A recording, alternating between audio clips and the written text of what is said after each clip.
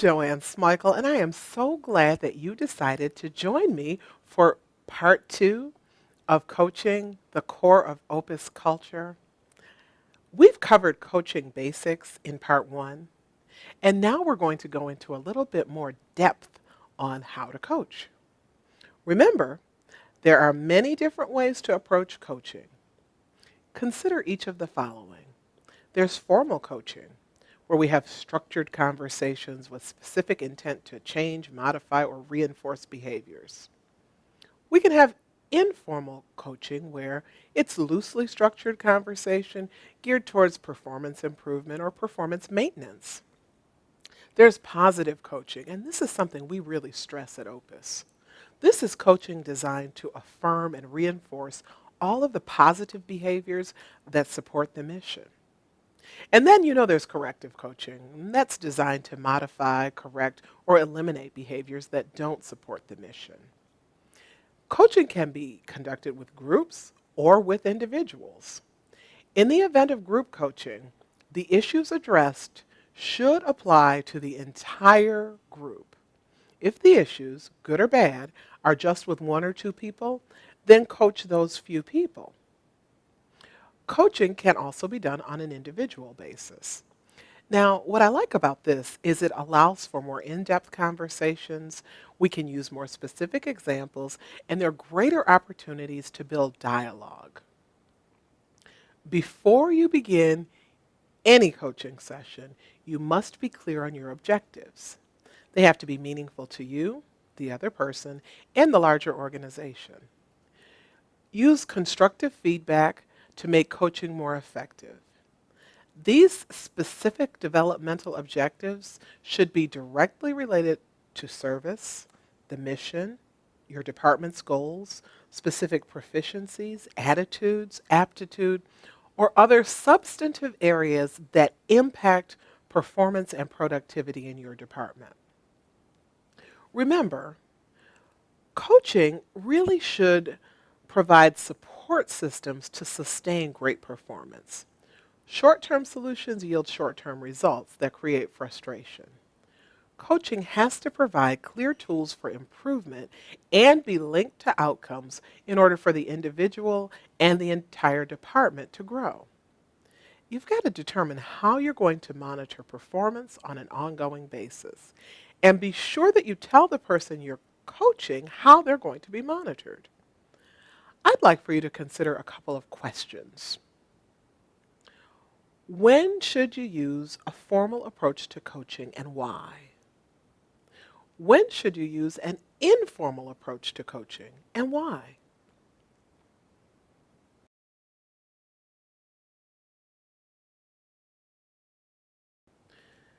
Leaders have to master emotional intelligence to be maximally effective. But there's more. Leaders who employ coaching as a component of their approach to development must also demonstrate their ability to listen as allies. This is very much like courageous listening, which we discussed in the previous volume. When you coach, do you listen as an ally or as an adversary? Your approach can make all the difference in the success of the encounter. When you listen as an adversary, your goal is to defend, to resist, or to oppose. But when you listen as an ally, your goal is to understand, support, and assist. When you listen as an adversary, your attitude is very suspicious and accusatory. But when you listen as an ally, your attitude is focused on collaborating, working better together, and appreciating the other person's perspective. The results that come from listening as an adversary are pretty predictable. There are fewer possibilities, distrust reigns, and there's a high potential for ongoing misunderstandings or conflict. Well, the result of listening as an ally is also pretty predictable. There are greater partnerships and greater opportunities. Mutual respect and trust begin to emerge. So, how do you begin listening as an ally? I've got a few tips. First, use open-ended questions, and then repeat what you think you heard to confirm your understanding. Then you need to check your own beliefs about what the speaker is saying. And as always, you must monitor your body language. Listening as an ally is an important element of coaching communication.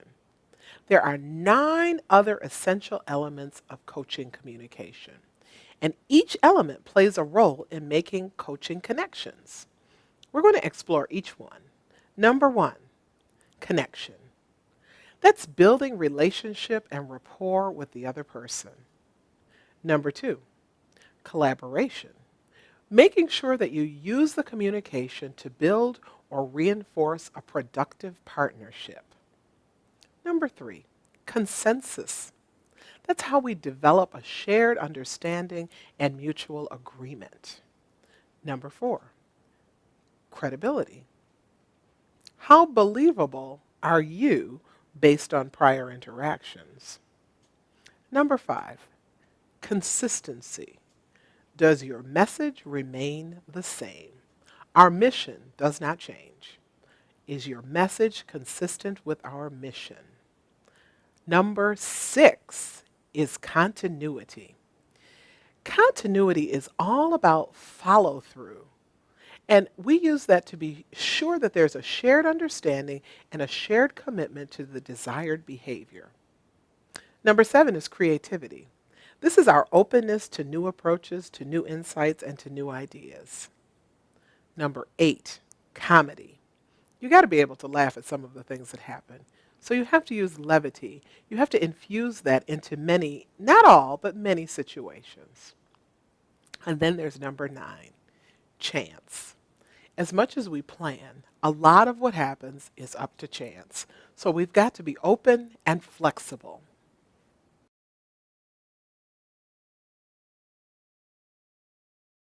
Coaches have to confront all sorts of behavior. Some of it is very positive and it contributes to the good of the organization. It demonstrates the mission, and this is the behavior that should be constantly reinforced with positive, affirming coaching. And then there are other forms of behavior that are less than productive. Let me give you a few examples of those less than productive behaviors. You ever worked with a pot stirrer? That troublemaker who spreads gossip and disrupts the peace with all sorts of innuendos and negative conversation? You've seen him. Or have you met Whining Willie? This is the person who just cannot accept an assignment without telling you their tale of woe. Ugh, whining gets on my nerves. And then there's the prickly pear. Everybody fears approaching this person because you might just get your head bitten off. This is the person with the perpetual bad attitude. And then there's that just a job Joe. Ugh, this is the team member who's only here for the paycheck. They only want to do the minimum and they don't even really want to do that. And then there's the devil's advocate. This is the team member who drives me nuts. They always have to present a contrary opinion, an opposing view, and the worst case scenario. You want to say, get over it already. These are all tough people to coach. They all demonstrate tough behaviors unless you're giving them positive feedback. So that's where you need to begin, with the positive. Start catching them doing things right and telling them on the spot. That's going to start enlightening them and helping them change their behavior. Reaching each of them, no matter how difficult they are, requires well-planned, thoughtful coaching conversations. Coaching conversations, particularly the tough ones, fall into 3 categories: what happened, how you felt about it, and your sense of identity. Each of these conversations are made more complex by perceptions. And you know, that perception process, it happens unconsciously, and yet it colors every interaction. When faced with a difficult coaching conversation, you can create a better experience by shifting your mindset before beginning the conversation. Structure your conversation around this framework that I'm getting ready to give you, and you'll get better results. Let me tell you what productive goals we can use in reframing difficult conversations. The first one is to understand the other person's perspective, to really know what's going on from their point of view. And then you've got to explain your perspective and reinforce our mission and its standards. But that's not enough. You've got to share and understand the emotions behind the event or events because there's always an emotional component. And then you and the other person have to try to collaborate on resolving the issues so that they don't recur. Successful coaching conversations invite participation, they build dialogue, and they model mutual respect. Coaches understand that there's learning that must occur by both parties. Rather than getting into a verbal battle, opt to probe for clarity and then deliver a message that's easy to understand.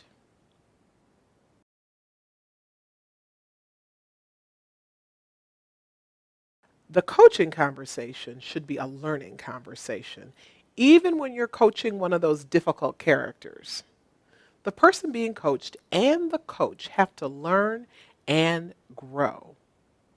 Beginning with the person being coached, they should learn appropriate approaches, correct processes, sound procedures, and any number of other specific job related functions. Now, the coach should learn about potential impediments that are keeping the team member from reaching their fullest potential. The coach should also learn about policies, procedures, and processes that are not maximally effective. Both people should leave the coaching conversation with a clear understanding of the other's goals, their intentions, and all of that kind of stuff. In preparing for a learning conversation, it's really important to identify a few things. Let me tell you specifically what we want to identify. We want to identify what it is we need to learn from the other person. We want to think about what is the information that we must impart to them. And then we have to figure out how we're going to test for understanding. Testing for understanding is important. It ensures that the message has been well received and that both parties get it. Make the most of your coaching conversations by being well prepared. Decide on the coaching model that works best for you, and then be clear about your intentions before coaching. You're also going to be well served by understanding the role of the coach, what coaching is, and what it is not. Let me tell you what a coach is not. A coach is not a disciplinarian who regulates behavior. A coach is not an instigator who uses questions to spawn uncertainty and insecurity. A coach is not just a sounding board who simply listens and offers no guidance. A coach is not a psychotherapist who provides psychological assistance. That's not our role.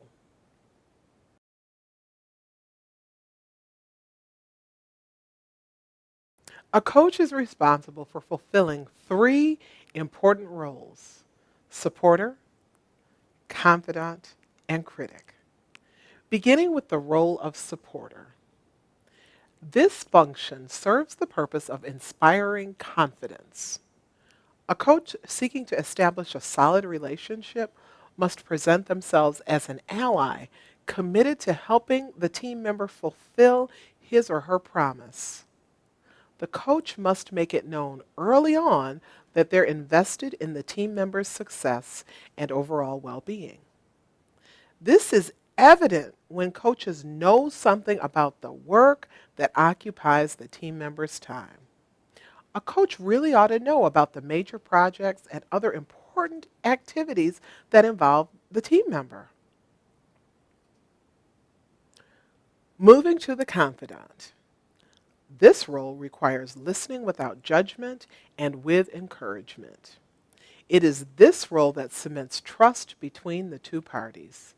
The confidant establishes personal trust by being fair and respectful when providing feedback. Trust is enhanced when the coaching confidant is wise enough to simply be a silent listener and allow the team member to speak candidly. A confidant, as the word implies, keeps information confidential.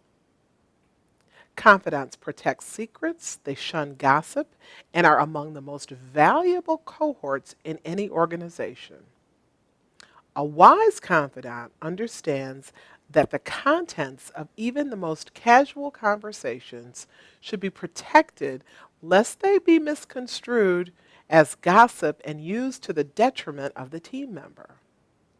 They understand that small slips of the tongue can have large negative impacts.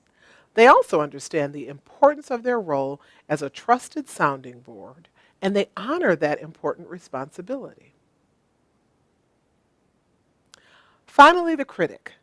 Notice we did not begin with this role. It is not the most important role that a coach fulfills. It's far more important to excel in the other roles so that this one becomes less necessary. The critic's role is the one that requires the highest degree of discernment. It is in this role that the coach can injure or inspire. The feedback provided by a coach should certainly be frank, and that frankness must be tempered with a heavy dose of human kindness, though not so much as to dilute the message. This is really a tough balancing act for which we're not all well suited. It's difficult to confront inappropriate behaviors, to highlight deficiencies, and to provide clear corrective advice. Yet, those difficult conversations are inherent components of coaching. The critic has a tough job. It's really tough to determine what's getting in the way of the team member's progress. Some of those determinations are made through conversation and the rest through observation. Many of those determinations will have already been made by the team member. You see, self-aware people can identify their own stumbling blocks.